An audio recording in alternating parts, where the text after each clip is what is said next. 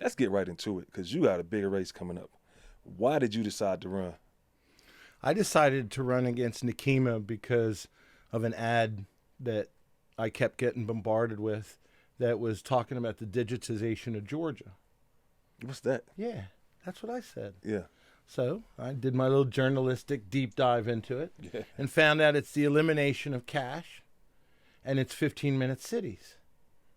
And I'm like, okay, what more? Okay, what's that mean, elimination of cash? Well, the FedNow system, or the CBDC, which runs our centralized banking system, and the FedNow system, they are pushing us to eliminate cash in favor of a social credit score kind of system. The 15-minute cities, which now they're telling me they want to make them 10-minute cities. But the 15-minute cities is a city that you can go to anything that you need within a 15-minute walk. But if you want to go beyond that, you need special permissions. Wow. Special permissions in the form of, say, like a chip, and maybe a chip embedded in your wrist or forehead, because those are the highest temperature coefficient differentials that drive the chip. Yeah. And this is something that I think is an incredibly, I look at it as the beginning of slavery, quite honestly. Yeah, or the continuation of slavery. Yeah. Because there's been some slavery. It's definitely, it really is. As I dig in, I thought, hey, it's 2024, man, all the race stuff, that's all behind us. Nah, there's still, everybody's hugging and smiling, but there's still racism going on behind curtains. Are you talking more like incarceration? Oh, yeah. What do you think about incarceration? Oh, man, you're going to get me going. Fulton County injustice system, is as crooked as the day is long. Okay, what I started to study there, this is great because this is something recent. Well, it's a trap. We all heard the trap. What's that really mean, trap? Cute word. Now I know what the trap means, okay? Here's what the trap means. The trap means my constituent going on the electric train, that ridiculous streetcar that goes from nowhere to know-how. And it used to be free. It was a big mess. But then they decided to charge $1 because all the crackheads and homeless people were using that as a toilet on wheels. So what they eventually did is they had this thing, but you can't tell because they don't maintain it. Yeah. And it's all ripped apart, and they rip the signs and they tear everything. So if you get on the thing, you wouldn't know that you had to pay $1 to get on. Now, the thing that got me angry with the mayor, and this is how it's related, is he purchased the CCV cameras, and I think that's an infringement. That's Big Brother. We don't need that. Yeah. We're the second most highest surveillance city in the world. I just read that. In the world. London is the only one that beats us. Why do we need to see... In Atlanta, it's not like New York or Chicago or LA. You'd have to ask the mayor. But and you also have to ask him, and I like to know, why are you purchasing CCV cameras that measure your gait, those Chinese cameras? So here's the first example of one that was used. These 3 teenagers get on the thing, they're screwing around, they get off. Well, the one teenager had face recognition software that scanned his face and sent him a ticket in the mail that he had to go to court, not mail it in. Here in Atlanta? In Atlanta, he had to go to court. So I said, wait a second. First of all, I originally got into this because I was concerned about the CCV camera and the Big Brother and using scanning technology to give us tickets. Before you know it, you're going to be getting a ticket because you made a left and you weren't supposed to and all this, and the camera might have said, no. And that's the original reason why I went in. Then when I got into it, I realized that I just stumbled onto an FTA trap. What's that mean? Failure to appear.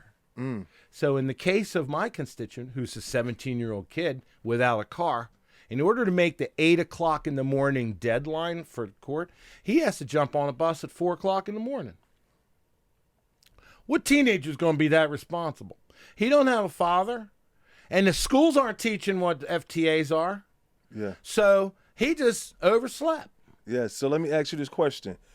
Do you feel like the criminal justice system is unfair to black children? Absolutely.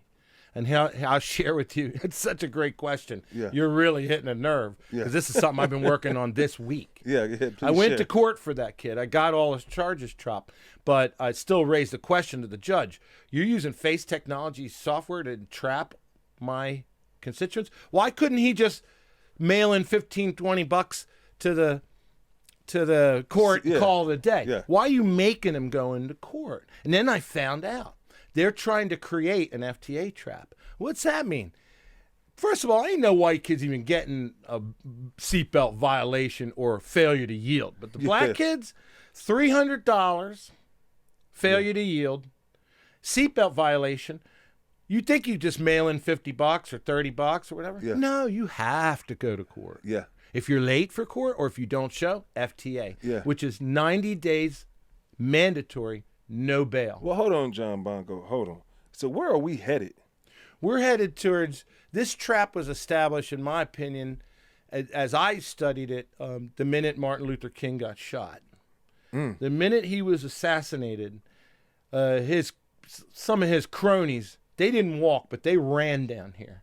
And they opened up these ridiculous bail bond shops, Free at Last and all these other ones, you know. And then, of course, they got to do business. So they started entrapping their own citizens because it was a money-making machine. It wasn't even racial. These are, you know, black Americans doing this to their own people. And this whole system now, at any moment, I invite any reader, watcher, anything to go into the Fulton County Court, sit there, just in a misdemeanor, sit there with a pad and paper and watch. See how many people get out of there without paying a fine. Go add up the fines. Add up what the fine is, add up what the court cost is. So this one kid got a failure to yield. $200, it's $189 with $200 fine, $89 court cost. He said, Your Honor, where's the court cost go? The judge, because he saw me in the audience, he was kind of explaining it to me nervously, but saying it to the kid. Well, there's 9 hands. So in Fulton County, there's 9 hands that are out. So when you get a ticket and then there's court costs, there's 9 hands that are out. Where those 9 hands go, I haven't dug into that, but it's 9 of them. So if you get a $200 ticket, it's really $300. It's $289. Yeah. This girl was smoking a joint over in the West Side. She got a $172 ticket. I didn't even think that was, you know. So my problem with the police department is they're not going after the child traffickers. They're not going after fentanyl. They're going after kids for seatbelt violations that they can't even mail in. Yeah. That they're being forced to go to court and go through all the hell that we all know. So are you saying a system of entrapment? It's absolutely. For young black Americans absolutely. in the city. Yeah, absolutely. And they should be going after sex traffickers and fentanyl dealers and things of that nature, right? So so let me ask you this question. Let's step outside of local politics because you're going to Congress and you're going to be dealing with a lot of issues, right? Are you concerned about issues at the border? Absolutely. I'm for a fast track for the people we want here, and I'm for get them out of here. We've been invaded by the people that we don't want here. Right. So if there's criminal, and there is a system that I am trying to put together that would be, I call like a 3-generational system. So you're sort of responsible for the next 2 generations kind of doing right. It's just kind of reflects so that there's pressure within the family to toe the line. Yeah. And but I also don't agree with some of these foreigners that are here 15 years and they just have to pay and jump through these crazy hoops, and we want them. Yeah. Like they're really good for our country. Yeah. So I'm for a fast track with the people we want here and we love and we embrace, and I'm for kick out. I'm cool with Trump, you know, bumping, getting INS. Yeah. Matter of fact, when you say Trump, what are your thoughts on Trump? Do you think Trump will win November 5th? Yeah. Do you think Kamala Harris is running a good race and she could carry this country? No. Okay. Do you think that Joe Biden purposely stepped aside for Kamala, or you think he was forced out? He was forced out. Why? Because they didn't think that he could win because of his absolutely horrifically bad performance during the debate. And they thought we're dead in the water, and there's probably no way we could win with Biden. So if there's even a 1% chance they could win with Kamala. They're going for that. Yeah. But they're going hard, and I see a lot of spending for her. I mean, it's a lot of spend. Now all of a sudden she's looking intelligent. Yeah. Before they were in, and we're like, hey, how's the weather? You know the black women. Hold on. I'm like, and now you know the black women gonna come after you now. You talk about Kamala. Come for me, come for me. You know, black First men of all, gonna come black for you. women are too smart. Yeah. To be trapped into, oh, she's a woman, I'm gonna go. No, that's what all the TV and the media, they constantly insult my black American constituents. And that's the part that really starts to get me angry. Yeah. When they start putting my constituents down. And they're like, oh, they're a bunch of dumb animals who's going to push the D button or the blue button or the woman button. Please give my constituents some more credit. They actually, it's just the last insult that came out. Oh, none of them have ID. Nobody has a license. It's insulting. Yeah. Okay. Yeah. It's just insulting, and it's a lack of understanding of what's really going on. Let me ask you a question. How do you think the Democratic Party has failed black people? They've failed them. I would be, if you take a look at the cities and the most problematic cities, they all happen to be Democratic. This is not the Democrats of FDR that saved our country and was for the working man and all this. The Democrats and the Republicans both have been taken over by the same entity. It's just the Democrats more so. Say that again and look in your camera and say that. Basically, BlackRock owns everything. And who owns BlackRock is Bank of America. Who owns them is Merrill Lynch. They're the big dog kids. That's where the purse strings go to. And those strings go to the Republicans and the Democrats. They're playing us both. And it's just, these elections and everything is just an inconvenience for them. They already have who they think they're going to put in. It's going to push their agenda. And then they're going to try to trick us with all this trickery. And then they go on camera and say, well, no, black women are only going to vote for black women, and black people only vote for black people and stuff. And nothing could be further than the truth. When someone says that to me, they're like, you're not very familiar with the community. Yeah. You're not really in the community. Yeah. They're way more intelligent than that, and I get very angry when they're put down. Even when Republicans do it, I correct them. Yeah. Those Democrats are only no wrong. Let me ask you this question. Thank you for sharing that. How do you feel about Republicans? What's your thoughts? Where do you see the gains and the deficits? The gains, I love the platform. The deficit, they're horrible at getting the message out, and they're not very coordinated, and they, I think, waste a lot of money and time on foolish things. The Democrats are unbelievably coordinated and together, and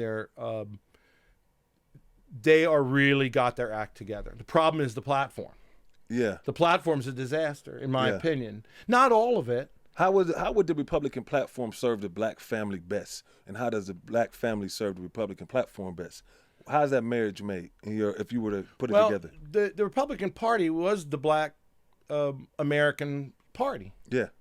Okay. It was established in 1856 when Cornelius Williams was escaping his slave master and went through Wisconsin and was caught. Back then you had the fugitive law, which stated that if you even knew about a slave escaping and that you didn't let anyone know, you would be hung up by the tallest tree. And what happened is they arrested Cornelius in Wisconsin. In some town, it's got like 87 letters in it, And it's like, And they arrested him. And the people were so incensed by the indignity of it that 5,000, this is in 1856, 5,000 of the residents marched down to the courthouse and broke into the jail and freed him. Wow. 3 days later, they formed the Republican Party. Wow. That was in 1856. They had a kind of a weak candidate the first run, the 4 years. Then they got Abraham So are Lincoln. you saying that the Republican Party was started by black people? No. The Republican Party was started by 5,000 angry white Wisconsins that thought that it was ungodly and unjust, that slavery was horrific. At that time, there was no there were just murmurs of it. Yeah. Hey, this might be wrong, And in churches, they were sort of talking about it, sort of. But these folks got together and they said, Absolutely not. It's Wisconsin, man. It's it's all white in 1856, and they all went down there and they formed the Republican Party. Understood. They said this is ungodly, and this is against everything that we know, and this is wrong, and that's how it was formed. Thank you for sharing that. Let's bring it back a little bit, right? And then I want you to look in that camera and let them know why they should vote for you. But before we get there, I got some more time with you. I would like to ask you to tell me where is your district at, and when people go to the polls on November 5th, where is your district? District 5, right? District 5. So what's it that? Got redrawn. That's a great question. So on the north part is Buckhead, Brookhaven. Okay. On the west side is everything up to 285. Okay. Okay. On the inside, on the west side. So Campbellton, like where you are. Yeah. On the east side, it goes to where I-20 and Columbia. Yeah. Almost just a little shy of 285 on that side. Yeah. So it's sort of in the perimeter. Yeah. Almost encompassed. And then on the south side, I go south of the airport. Yeah. I'm in Riverdale, Jonesboro, Lake City, College Park, East Point. Yeah. I'm in those areas. And that encompasses the whole. Okay. It's kind of like this round blob. I'll give you a fun fact. Of all the 14 districts in Georgia, mine has the least amount of land. Okay. So all the others are jealous. I drive the least. Yeah, I got you. So I'm gonna do a quick trivia for you. I'm gonna throw some things at you. You could just answer yes or no, or pick or pass. But what's your favorite artist of all time? Music artist. I would say Neil Peart. I'm a drummer, and the bongo is just not a name I actually do play. Okay, I got you. And he's a huge influence on me. And what's your favorite television show of all time? All in the Family. What's your favorite movie? Probably like Caddyshack or Animal House. What's your favorite? No. What's your favorite line to pick up a girl?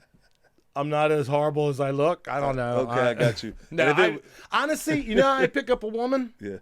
You really want to know? Yeah.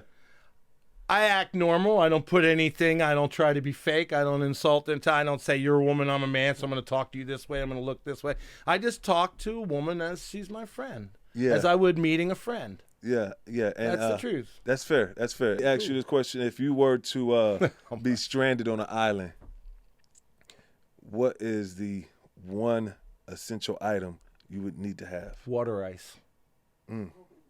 Philly water ice. Hey, Philly sister water, know what I'm talking about. Exactly. You got her right there. I even said that.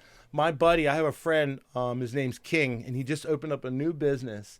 It's called the Treehouse. It's over in East Atlanta Village. It's just a perfect example of a nice young couple trying to make it and stuff. And so, out there in Moreland Avenue is a food desert. It's just there's not a single healthy thing to be found for miles. And these folks are opening up like wraps. They're doing wraps and they're doing the smoothies and water ice. He's from Philly. Oh, I'm in heaven. Yes. Now I can have great water ice in East Atlanta Village. Yeah. I couldn't be happier. Yeah, I got you. And what is... Somebody got to bring the pretzels in. The pretzels make it complete. Absolutely. Yeah. So let me ask you... and a Wawa hoagie. Favorite baseball team ever? Phillies. NFL. The Eagles. Fight. Ooh. Eagles fight. Okay. And it's we're gonna end this one on this. Or question. I should say the Falcons. Yeah. All right. I love the Falcons too. Yeah. If you were to go to any beach in America, which beach would you pick? Where I'm from.